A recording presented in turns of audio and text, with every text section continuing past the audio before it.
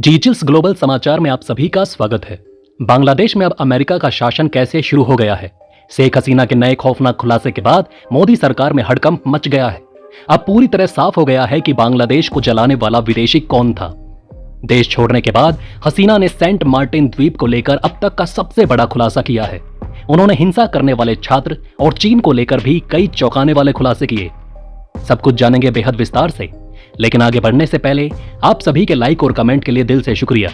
इस वीडियो के लिए एम करते हैं 1000 लाइक्स। दोस्तों, हसीना के बयान से अब यह साफ हो गया कि बांग्लादेश में 500 से ज्यादा लोगों को मारने वाला कोई और नहीं बल्कि अमेरिका है। बांग्लादेश की पूर्व प्रधानमंत्री शेख हसीना ने अपनी सरकार के पतन के पीछे अमेरिका को जिम्मेदार ठहराया है। और आज पता चल गया कि पूरी दुनिया में डेमोक्रेसी का ढोंग पीटने वाला अमेरिका अपने स्वार्थ के लिए किसी भी नंगेपन को पार कर सकता है। अगर बांग्लादेश में शेख हसीना के ब्रा, ब्लाउज और अंडरगारमेंट्स को हवा में लहराए गए तो उसके पीछे कोई और नहीं बल्कि अमेरिका का हाथ था। देश छोड़ने और भारत में शरण लेने के बाद हसीना के कई बड़े खुलासे सामने आए। रूस के कमजोर होने के बाद पूरी दुनिया में अमेरिका की मनमानी कैसे बढ़ गई है, इसका नमूना आपको बांग्लादेश में देखने को मिल गया है। और अगर अमेरिका को नहीं रोका गया तो फिर वो भारत में भी वही कांड कर देगा जो आज बांग्लादेश और पाकिस्तान में हुआ है। हालांकि भारत की स्थिति बांग्लादेश और पाकिस्तान से काफी मजबूत है। पहले भी अमेरिका ने कई बार भारत में चुनाव और सरकार में हस्तक्षेप करने की कोशिश की है, लेकिन हर बार वो विफल साबित हुआ है।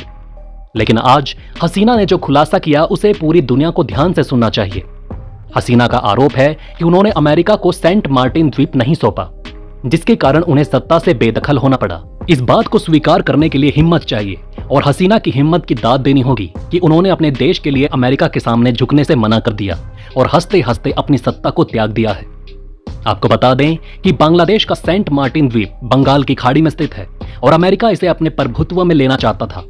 अमेरिका चाहता था कि इस द्वीप के माध्यम से वो भारत और चीन पर पैनी नजर रख सके, लेकिन भारत के करीबी माने जाने वाली शेख हसीना ने भारत के साथ गद्दारी नहीं की। उन्होंने भारत को सलामत रखने के लिए अमेरिका को झटका दे दिया। इसी कारण आज पूरा भारत उन्हें सलाम कर रहा है। हसीना ने बांग्लादेशी नागरिकों से अपील की है कि वो कट्टरपंथियों के बहकावे में ना आएं। फिलहाल शेख हसीना भारत में है।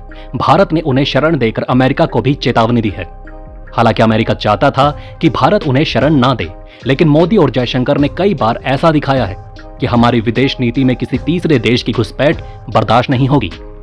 इकोनॉमिक टाइम्स की एक रिपोर्ट के अनुसार शेख हसीना ने अपने करीबी सहयोगियों के माध्यम से संदेश भिजवाया है, जिसमें ये सारे बड़े खुलासे हुए। उन्होंने कहा, मैंने प्रधानमंत्री पद से इस्तीफा दे दिया ताकि मुझे सड़कों पर शवों का जुलूस ना देखना पड़े। कुछ लोग छात्रों के शवों पर सत्ता में आना चाहते थे, लेकिन मैंने ऐसा होने नहीं दिया।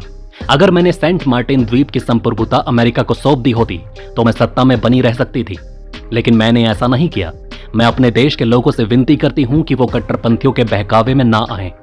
शेख हसीना का ये बयान इस वक्त पूरी दुनिया में वायरल हो रहा है।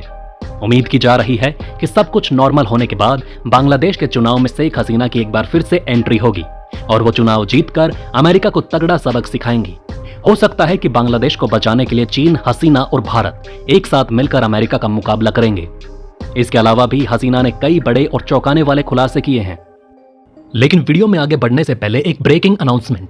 देश और दुनिया की 100+ फटाफट ब्रेकिंग खबरों को देखने के लिए हमारे चैनल को सब्सक्राइब करें।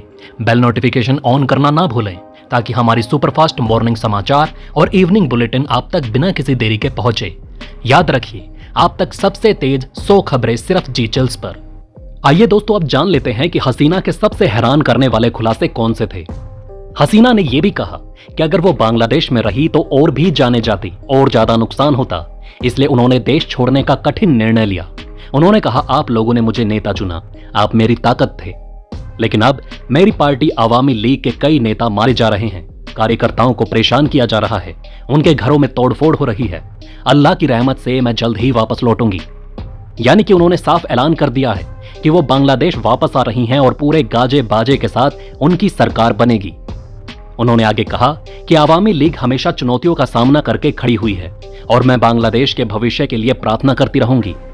जिस राष्ट्र का सपना मेरे पिता ने देखा था और जिसके लिए उन्होंने अपनी जान दी थी, उसे पूरा करने के लिए मरते दम तक काम करती रहूंगी। उनका यह बयान प्रोफेसर यूनुस के लिए उल्टी गिनती शुरू कर देगा, जो अमेरिका और उसके दंगाई छात्रों के बल पर अंतरिम सरकार बनाकर जश्न में डूबे हुए हैं।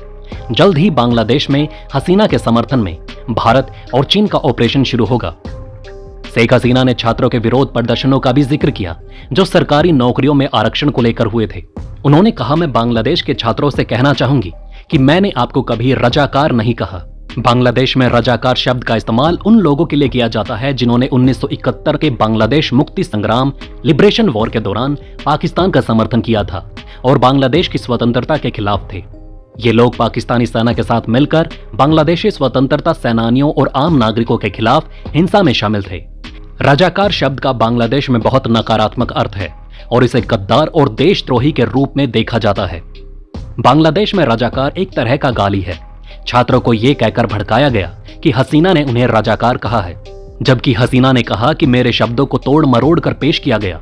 षड्यंत्रकारियों ने छात्रों की मासूमियत का फायदा उठाया और देश को अस्थिर करने के लिए आपको इस्तेमाल किया। आपको बता दें कि शेख हसीना को 5 अगस्त की शाम बांग्लादेश छोड़कर भारत आना पड़ा। हसीना ने पहले ही अप्रैल में संसद में कहा था कि अमेरिका बांग्लादेश में सत्ता परिवर्तन की योजना बना रहा है। उनके अनुसार अमेरिका लोकतंत्र को खत्म करके ऐसी सरकार लाना चाहता है जिसका कोई लोकतांत्रिक अस्तित्व न हो। कई लोगों का यह भी मानना है कि अमेरिका किसी भी मुस्लिम देश में लोकतंत्र देखना नहीं चाहता, बल्कि वहां पर वो अपना फुल कंट्रोल चाहता है। हसीना के करीबी कुछ नेताओं ने आरोप भी लगाया कि मई में ढाका आए एक वरिष्ठ अमेरिकी राजनयिक ने इस साजिश में महत्वपूर्ण भूमिका निभाई। बताया जा रहा है कि यह वरिष्ठ अमेरिकी नागरिक कोई और नहीं बल्कि डोनाल्ड लू था, जिन्होंने अपनी शक्ति का इस्तेमाल करके इमरान खान को सत्ता से बाहर किया और उन्हें जेल में डलवाया। यह व्यक्ति पूरे साउथ एशिया में एक्टिव रहता है और अमेरिका के हित के लिए किसी भी हद को पार कर सकता है। पूरे साउथ एशिया में इनका बस एक ही काम है कि सभी छोटे देशों को रूस और चीन से दूर करके अमेरिका के पक्ष में शामिल करना। जब कभी भी भारत और रूस एक साथ मिलकर मीटिंग करते हैं तो उस पर डोनाल्ड लू की नजर बेहद बारीकी से बनी हुई रहती है। इसके साथ ही जब भारत और चीन में युद्ध होता है तो डोनाल्ड लू खुश हो जाता है। हसीना ने आगे कहा कि अमेरिका हसीना पर चीन के खिलाफ कार्यवाही करने का दबाव बना रहा था और बांग्लादेश नेशनलिस्ट पार्टी का समर्थन कर रहा था। यानी कि अमेरिका चाहता था कि हसीना सरकार चीन, रूस और भारत से दूर होकर अमेरिका के करीब आ जाए और उसे अपना एक महत्वपूर्ण टापू गिफ्ट कर दे। लेकिन हसीना ने यह करने से मना कर दिया। इसके कारण उन्हें देश छोड़ना पड़ा। अमेरिकी सरकार लगातार शेख हसीना और उनकी पार्टी की आलोचना कर रही थी, खासकर मानवाधिकार और चुनाव प्रक्रिया को लेकर। अमेरिकी विदेश विभाग ने जानकारी 2023 में एक बयान में कहा था कि बांग्लादेश में हुए आम चुनाव स्वतंत्र और निष्पक्ष नहीं थे। रूसी विदेश मंत्रालय के प्रवक्ता मारिया जाखारोवा ने भी चेतावनी दी थी कि अगर शेख हसीना अगली बार सत्ता में आती हैं तो अमेरिका उन्हें हटाने के लिए अपनी पूरी ताकत का इस्तेमाल करेगा और आखिरी अंत में वही हुआ। उन्होंने कहा था कि अमेरिका बांग्लादेश में सत्ता परिवर्तन के लिए अरब स्प्रिंग जैसी अराजक स्थिति पैदा कर सकता है। अरब स्प्रिंग 1 दशक पहले पश्चिमी एशिया में शुरू हुआ आंदोलन था जो कई देशों में फैल गया था। इसी तरह का आंदोलन कराकर अमेरिकी मुस्लिम देशों में अपने पोपट को सत्ता पर बैठाता है और फिर उनके माध्यम से पूरे देश पर कंट्रोल करता है। तो दोस्तों, इस वीडियो में फिलहाल के लिए इतना ही। आप देख रहे थे जी चिल्स। जल्द पूरे होंगे आपके सारे विल्स। धन्यवाद।